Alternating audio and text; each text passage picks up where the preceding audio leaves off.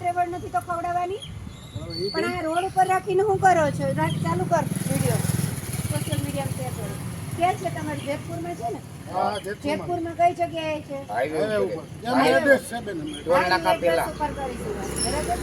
આ ભાઈ કોણ છે? નિલેશભાઈ જોશી, સંચાલક છે. બરાબર છે. લગાવો ફોન તમે.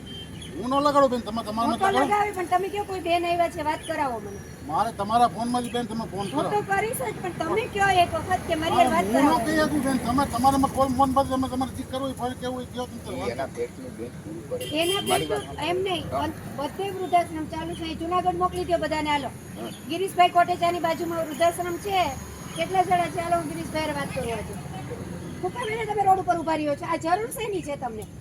જ્યાં અનાથ આશ્રમ છે, જ્યાં વૃદ્ધાશ્રમ છે, જ્યાં વિકલાંગોના આશ્રમ છે, જ્યાં બાળકોના આશ્રમ છે, જ્યાં સ્ત્રીઓના છે, ત્યાં બધે દાન આવે જ છે અને ગવર્મેન્ટ ગ્રાન્ટ આપે છે. તો તમારે આ શું કરવાની જરૂર છે? રોડ ઉપર ઉભા રાખો છો. ગ્રાન્ટ તો બેન હવે આવતી ન બધાને બધું આવે જ છે ભાઈ. હવે પેટ ભરાતા નથી એમ કયો બધાને?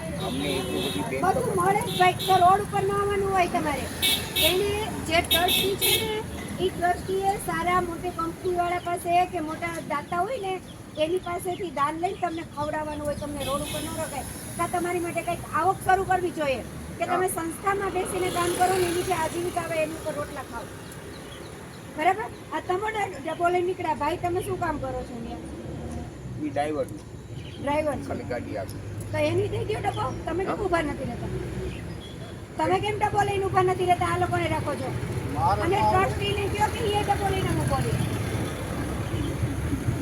લાવ ભાઈ, હું ટ્રસ્ટી યારે વાત કરું રેકોર્ડિંગ.